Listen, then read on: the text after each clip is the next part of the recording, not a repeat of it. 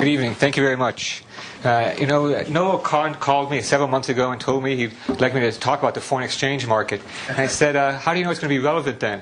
And I don't know how he did it, but it's incredibly relevant today. So thank you very much. But I've been doing a lot of traveling lately, and I just came back from Tokyo. And in Tokyo, I have to do is entertain clients sometimes. And sometimes what I do, you have to just do whatever the client wants. And the clients that I was with before I came back to the U.S. wanted to go to the horse racing tracks. And I'm a currency strategist. I know the horse races. And so I was just quietly observing things for the first several races. And then in the seventh race, it was like God spoke to me. Seventh race, in the seventh post position was a horse called Lucky 7. Going off at 7-to-1 odds. So I bet 7,777 yen. Came in 7th place. I tell that because I think that it's very much true about the foreign exchange market.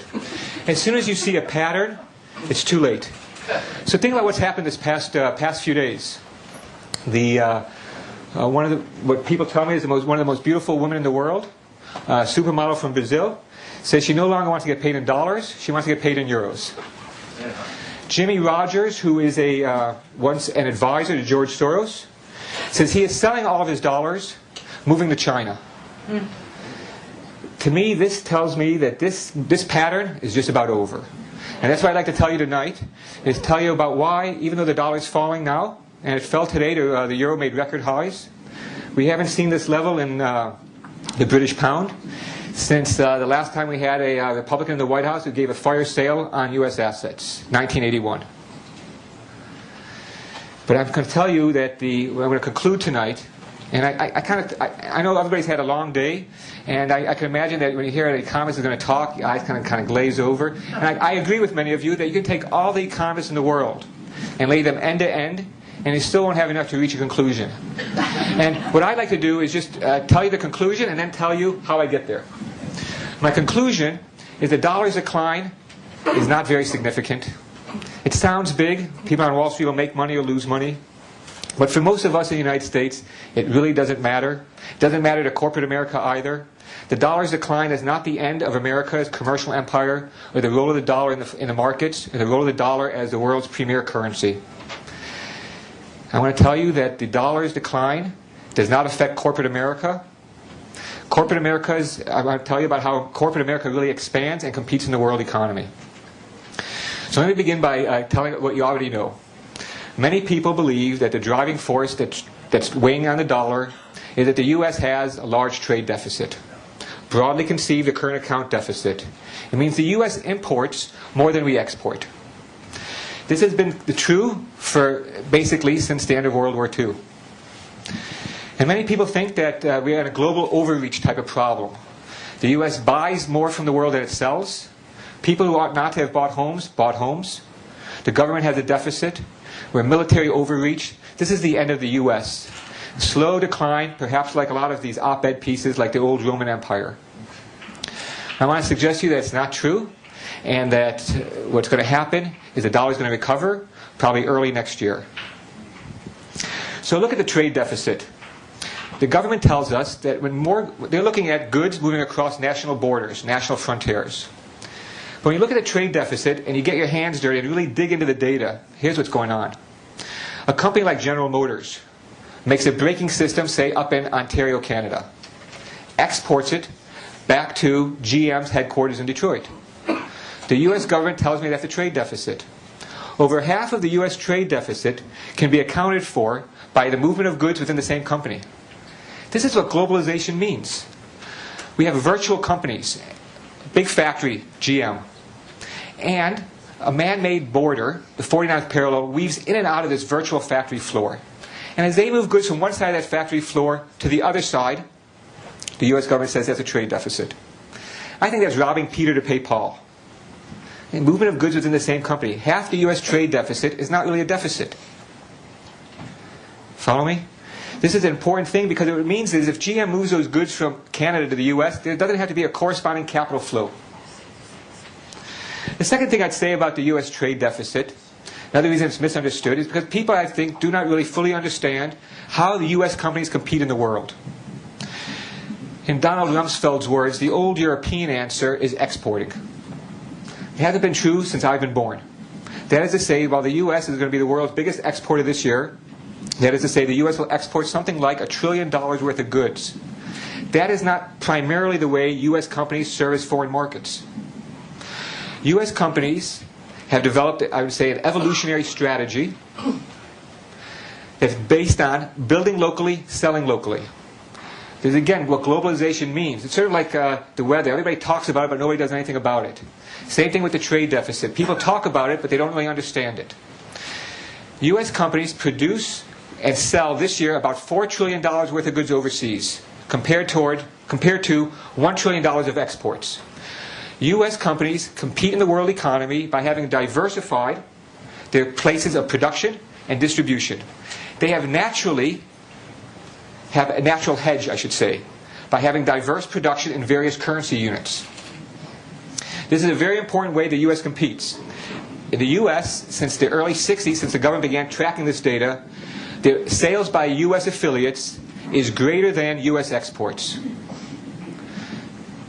Next point I'd say is that this is true not only for the United States, by the way, but Japan in the late 90s also made that crossover. So that their local sales are greater than their exports. Think about Japanese autos. Back in the early 1980s, when we had that free trade Republican president, he put on this quotas system on Japan called voluntary export restrictions, under which Japan would be limited, voluntarily of course, to 2 million units exporting to the U.S. Last year, Japan exported another 2 million units. But they sold a lot more, as Detroit and Ohio and North Carolina know very well. They're building in the United States and selling more cars and using the U.S. as an export platform. Cars made, like in Honda, are being exported from California back to Japan. Japanese companies have adopted the same evolutionary strategy that corporate America has adopted to compete in a world characterized by not just floating currencies, because of course when the United States has floating currencies, we really are saying, what many people are hearing, is volatile currencies. The question is, if we're going to have many currencies in the world, and they're going to be floating more or less against each other, how to compete in that kind of environment? How can businesses plan? Japanese companies are beginning to follow the same general model as U.S. companies. Build locally and sell locally. That's one level of analysis. Why the trade deficit is not as big of a problem as it may appear to be by listening to our folks in Washington, and especially those who are up for election. Other point I'd say is think about the historic role of the United States. I would suggest to you that in the 18th and 19th centuries, the U.S. acted as a safety valve for the world's excess population. My family came over in the late 1880s from, depending on what time period, from Eastern Europe or from Russia. The U.S. acted as a safety valve for the world's excess population. Think about who built the railroads. Think about our own families. They came, a country of immigrants. We were the world's safety valve to get rid of these radicals and rabble-rousers from other countries that came to the United States for freedom. Then sometime after World War II, the U.S. became a safety valve for the world's excess production. Isn't that how Europe and Japan rebuilt after World War II? They had cheap currencies, and the U.S. gave them favorable terms of trade. The U.S. bought their goods, and that's how they rebuilt after the war. Sometime around 1980, through the Reagan-Thatcher revolution in the capital markets, the U.S. being a safety valve for the world's excess savings. Many people, when you read the newspapers and magazines, people say things like, the U.S. is borrowing money to buy other countries' goods. I think that we sometimes, when we think about cause and effect, we've reversed the causal relationship. You know, if you think about causation, you say, if A happens before B, you never get a B without an A. Whenever you have an A, you get a B. You say, well, A causes B. By that kind of understanding of cause and effect, increase in Christmas card sales cause Christmas. Right? It's just not true. Right? What happens is that the world, especially the fast-growing parts of the world in Asia, Latin America, Central and Eastern Europe, they have focused on the market for goods, and they have underdeveloped their capital markets. They have a lot of savings, but they don't have a lot of financial assets in which to put those savings. they have little choice but to export their savings. I would suggest to you that countries lend us their money, and then we buy their goods and invest back in those same countries. If you think about the U.S. as we think about our own accounts, you have assets and liabilities. And you look at, by most calculations, the U.S. government, or the U.S. as a whole, is about $2.5 trillion in debt. That is to say, foreigners own $2.5 trillion more of U.S. assets than we own of theirs. So the U.S. is in debt, right? That's what it looks like. But when you break it down and get your hands dirty again in the data, here's what it looks like. On the U.S. liabilities, on our servicing our debt, we're paying about 3%. On our assets, we're getting about 4%. So even though we're net debtors of $2.5 trillion, as a banker, the banker in me tells me, if you're borrowing money at 3% and you're lending at 4%, you can do that all day. And if we just do it with the kind of money that I make or you might make, no big deal. But if you're doing it with the trillions of dollars involved in moving around the world economy, it adds up. So in effect, even though we're $2.5 trillion in debt, it doesn't cost us any money to have that. It costs us no money to service that debt. Often, we're paid to do that. So where are we then? We've got a U.S. large trade deficit, completely misunderstood. And I'm not the only one who says this. I had the honor of working with some of John Kerry's economic consultants. And I say this because, of course, if John Kerry would have won, I might not be here to talk about this. But I am convinced that the next time that there's a Democrat in the White House, which could come sooner than later, that the next president will adopt an alternative measure of the U.S. current account that the government has already been working on and is available to the public. And on the internet, you can do it. You can find it by Googling. Is that such a word these days? Googling survey of current business. In the January issue for the last several years, the U.S. government has been reporting an ownership-based framework of the current account. It takes into account, if you will, the local sales by affiliates. Instead of looking at movement across borders, it looks at ownership. And this isn't just like a parlor trick. I want to tell you that there's a good precedent for it. And again, we've got to go back to Ronald Reagan, which is around the time I began my career in the foreign exchange market. The U.S. was reporting the merchandise trade balance, which was always a deficit. It was a very large deficit. And then later, the U.S. government, by later I mean several hours, with a smaller fanfare around it, they would report the service trade. And the service trade in the U.S. is in surplus. One of Ronald Reagan's brilliant ideas was to combine both reports into one release called the trade balance, which combines both merchandise and services. It made good politics because if you remember at the time you had people like Gephardt taking sledgehammers to Asian car imports. We had the rise of protectionism. Right? It also made good economics. Service trade is increasingly important, increasing share of world trade. Reporting them together showed a smaller overall trade deficit. Now, this alternative measure of the current account would also show a smaller trade deficit. It doesn't get rid of it. It's not magical. But it does reduce it to levels that most economists regard as sustainable. Roughly 3 to 4% of GDP, rather than, say, 6 or 7% of GDP where we're headed. So it's not the trade deficit. And by the way, this year is just a stellar year. Even though the U.S. consumer has pulled back, foreign demand has offset the pullback in the U.S. consumer. So, for example, for the first time since '91, exports made up a bigger share of Q2 and Q3 GDP than consumption. So the U.S. right now, exports is really helping us. Our exports in Q3 are rising at about 16.5% annualized rate. Imports are at 5.5%. So voila, while the dollar has been crashing, we've been having a smaller trade deficit. And as a percentage of GDP, it's been falling. So it was much worse last year than it is so far this year. The other thing people often blame is what they call the twin deficits. Though to me, if they're twins, they're definitely not Siamese twins. Under Clinton, we had a budget surplus and a large current account deficit. Now we have a budget deficit and a current account deficit.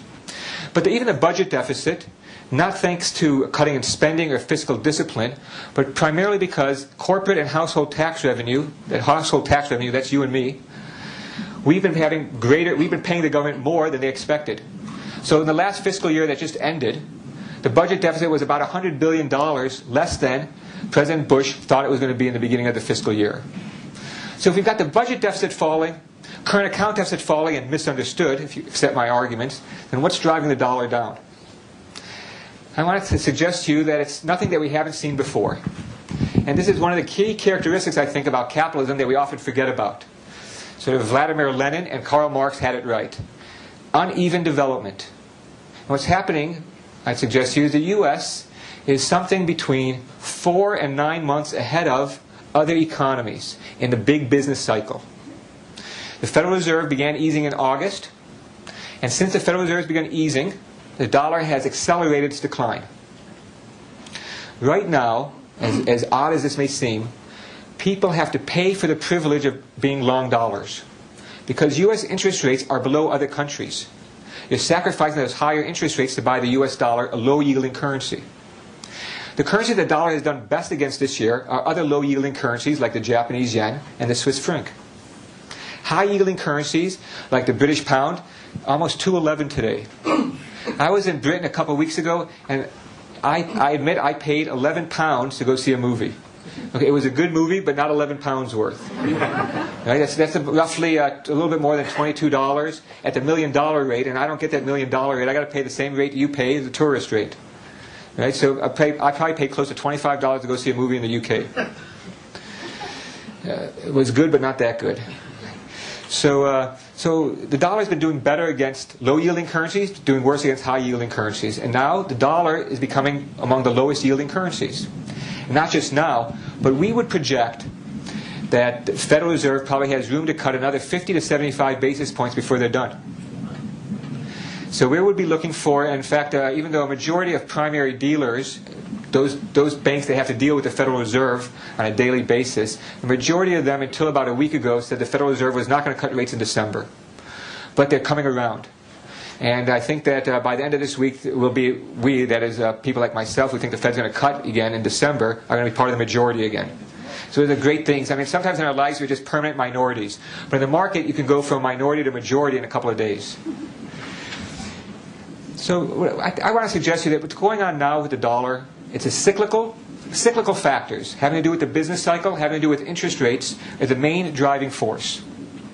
If the Federal Reserve, if it wasn't for the subprime and the crisis in the financial markets right now, and you were to tell me that in Q2 this year and Q3 this year, the U.S. economy, the fastest in the G7, above trend growth, that is what trend means for economists, is that level of growth that can be sustainable without inflation, or without rising inflation. The U.S. economy in Q2 and Q3 grew above trend growth. And if it wasn't for the financial problems we're having in the banking sector, I would suggest to you the Federal Reserve would be raising interest rates now. But they can't afford to. Because of the credit crunch, in effect, the market has tightened for the bank, for the Federal Reserve. Interest rates that the market sets, especially the short-term interest rates, are above what the Federal Reserve wants. And the only way to get them down, to take out that tightening the market's given, is by cutting the Fed funds rate further. We think that's going to happen. We don't think that the dollar is going to really bottom. That is, I should say, the Federal Reserve is not going to get done probably until the end of Q1, maybe early Q2 next year. But other countries are not that far behind us. By early next year, we would expect the British, which, by the way, the ECB, the European Central Bank, and the Bank of England meet tomorrow. There's 2 chances that the ECB cuts rates, slim and none.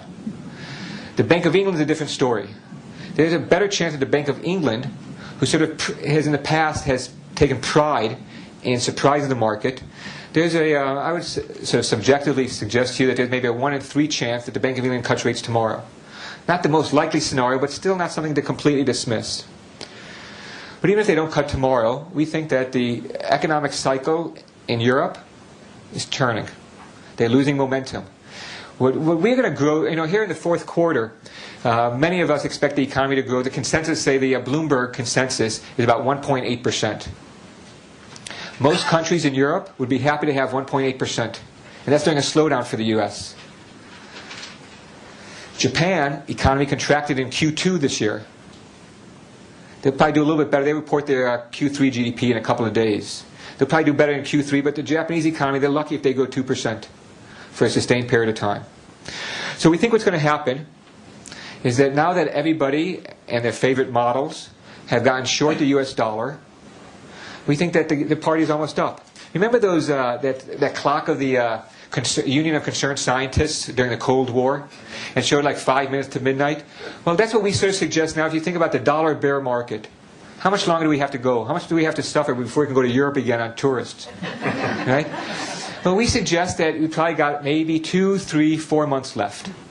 We think the euro is probably going to go to 150.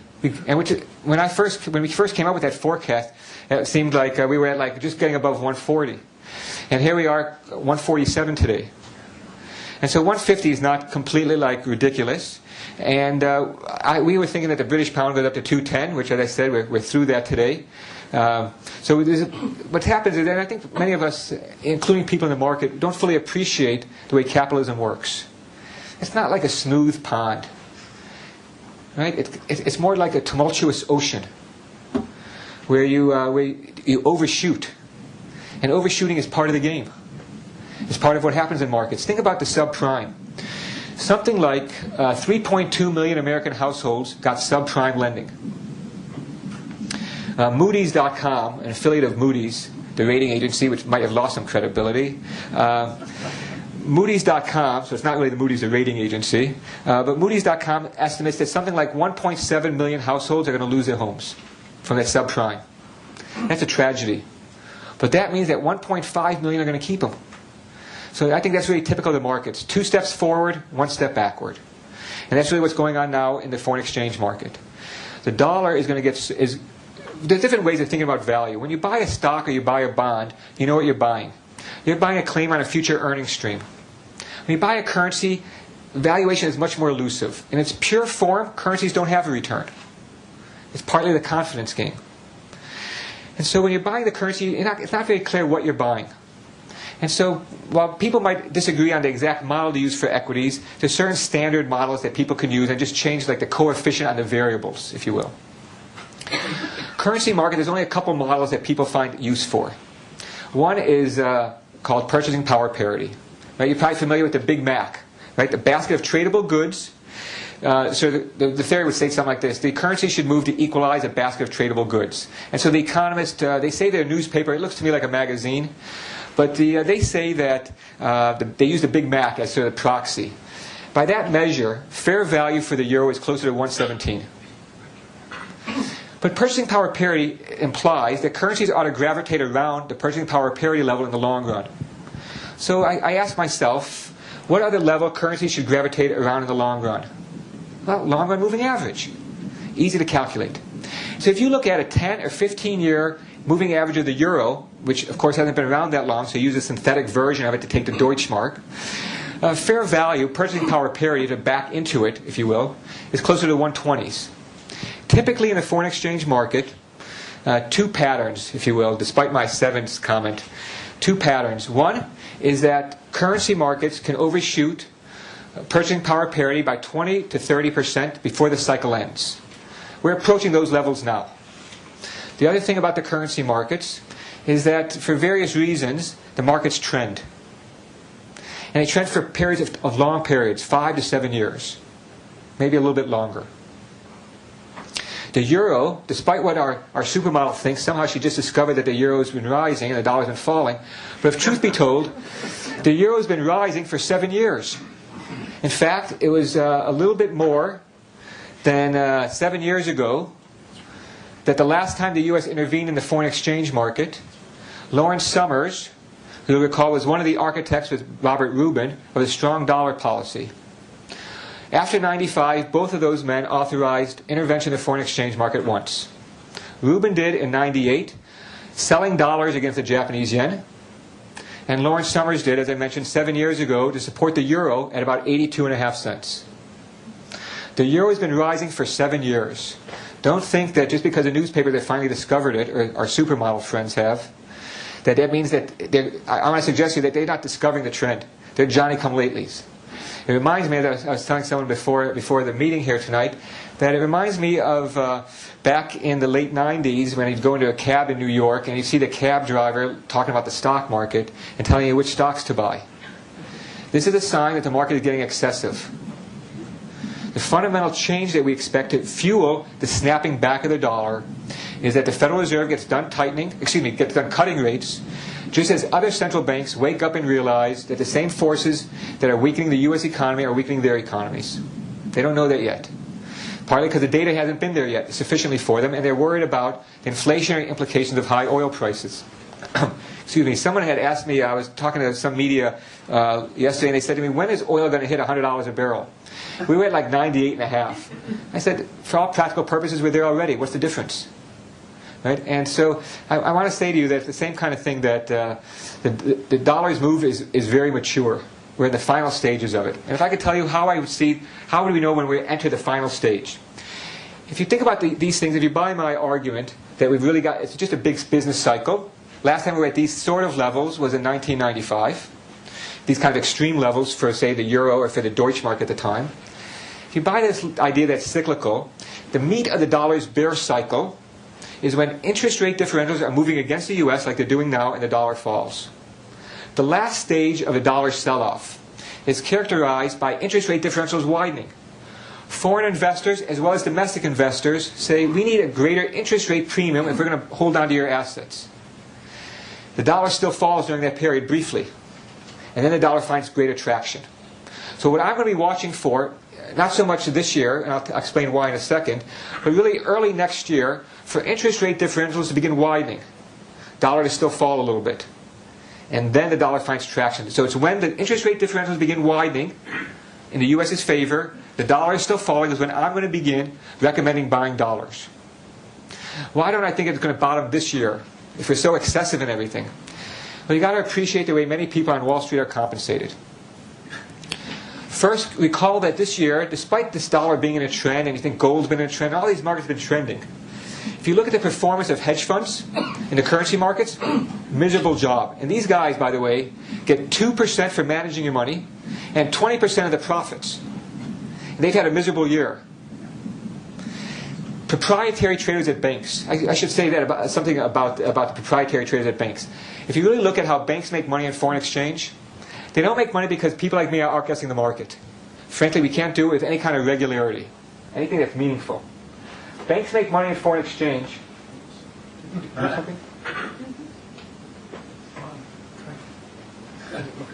I'll just use this one here. Yeah. Sorry. Banks make money in foreign exchange not because they're outguessing the market. They make it the old-fashioned way. Buy wholesale, sell retail. They also make money in the foreign exchange market because of something that Joseph Stiglitz, Nobel Prize-winning economist teaching up at Columbia, why he got the Nobel Prize was partly for asymmetries in information. If you know something about a stock, inside information, you better not trade on it. Otherwise, we'd have to visit you up in Sing Sing or something. But in the currency markets, there's private information that if our traders don't trade on it, they're not maximizing the opportunities of their position. And that private information is the customer flows, the customer orders. That is private information which retail people, like myself when I'm not at the bank, like yourself when you try to trade foreign exchange, you don't have that. You don't know where George Soros or the largest hedge funds in the world are buying their currencies. The banks know that. And they can use that information to help guide their own trading. That's how banks make money. But this year, banks have had a horrible ride of things. And it's very expensive to pick an end to a trend, because you don't get it right the first time or the second time or necessarily the third time. It's very expensive to do. Many banks, many people at the banks have their bonuses at risk because of the poor performance they might have done personally and perhaps the challenge of the bank. So I suggest to you that people in the Wall Street and in High Street in London do not have the financial incentives to try to pick a top to this dollar. Excuse me, pick a bottom to the dollar, pick a top to the euro, pick a top to sterling. They are going to do much better for themselves and for their institutions by riding with the trend. It's partly a function of like behavioral finance and thinking really about game theory, about how people are incentivized. It's very expensive to fight this trend. So people will take the trend and try to make back some of the money they lost earlier this year. So I would say if you're looking for a period of time that this is most reminiscent of, think about the end of 2004. Then the chairman of the Federal Reserve, Alan Greenspan, spoke about the current account deficit. And even though through all of his speeches, including his speech before the IMF and the World Bank recently, I believe that he fully agrees with my current account assessment. But the market misinterpreted what he said in November of 04, and the dollar fell very sharply. and everybody was giving the dollar the last rites, very much like they are today. And what happened? Early January of 2005, when people came back from the New Year's party, the dollar took off. And it rallied for almost a year. It rallied basically for 10 months. I'm suggesting that next year is going to be, what we're going through now is very similar to that. That is, the dollar is going to overshoot now. Everybody's going to announce it's the death knell of the dollar, the death knell of America, and the dollar is going to come snapping back. So let me just say one other thing and about another issue that I know many of you are thinking about, and then we'll just have some Q&A. And this is about the sovereign wealth funds. You know, as central banks around the world, there's two sort of countries, two ways to think about countries. One set of countries, like OPEC countries, are selling commodities and getting dollars, and what are they doing with the dollars? Right? And the other issue is some countries, especially in East Asia like China, intervene in the foreign exchange market and have amassed a lot of dollars. What are they going to do with it? So one of the things that these countries are doing with it is they're setting up a separate group called sovereign wealth funds, that's sort of the generic name, who are going to manage this money more aggressively. And there's concerns in the market that and this is what really partly sparked the dollar's move earlier today. People are concerned that some countries like China or the Middle East will give up on the dollar and buy some other currencies. So far, the most authoritative source for how countries allocate their reserves by currency comes from the IMF and the Bank for International Settlements. So far, as of the end of September, there's no evidence that central banks are really diversifying away from dollars. For the last several years, the dollar's component of foreign reserves is roughly 2/3, say 65 to say 68%. 25% of reserves are kept in euros. The others are sort of mixed between a whole host of currencies. If there has been a reserve diversification in the last few years, it has been out of the low-yielding Japanese yen and towards the British pound, which also tells you, especially if this is coming from Middle East money like we suspect it is, that the Middle East is not upset. They might be upset with U.S. foreign policy, but they're not taking it out on the dollar. Because if they were taking it out on the dollar, they'd have to take it out on the British pound as well, and they're not. So this talk about reserve diversification, it could happen. It's just not happening yet. To the extent that there's something going on, it's more something like this. Say a central bank like Korea intervenes in the foreign exchange market to slow their currency's rise. When they intervene, they buy the U.S. dollar. So say a $100 million transaction. Then it looks like a couple weeks later, that is with a small but measurable lag time, they then take those $100 million, they put 80 of them in the bank, and they sell $20 million or maybe $30 million and buy euros. Sometimes, not only in the markets, but sometimes in our lives, we have to think whether it's a zero-sum game or a non-zero-sum game. Currency reserves now are a non-zero-sum game. Central banks hold more dollars today than they did a year ago, which is more than they held 2 years ago. It so happens that they hold more euros and more British pounds as well. So just to maybe everybody can just, I want to say, rest assured that the role of the dollar is safe. And I would give you two conditions on which it's going to change. One is if the U.S. loses its will. And regardless of who gets elected in November, I think that we have a strong defense of the U.S., regardless of who gets elected. And by defense, I don't want to get into the military debate, but just from an economic point of view and a point of view of global leadership. I think that if Treasury Secretary Paulson says tomorrow that the strong dollar is not really in our interest, but a weak dollar is, I say that's abandoning the U.S.'s role, abdicating. I say that would cause a collapse in the dollar. The other thing that could cause a shift out of the dollar and make me more concerned if there was a clear alternative. And despite Jimmy Rogers selling his dollars and moving to China, which tells you really that Homo economicus has no value for freedom of speech or elections or anything like that. That if there was a clear alternative to the dollar, that'd be a different story. But some people think the euro might be an alternative to the dollar. And I want to suggest to you that the European bond market, the euro bond market, is much more like the U.S. muni market. A lot of different issuers, tend to be small issuers, different tax schedules, very complex. It's not a unitary market like the U.S. Treasury market. So I leave you with that thought that the dollar is going to come back and we're going to see brighter days again. We can go to Europe again, or Canada.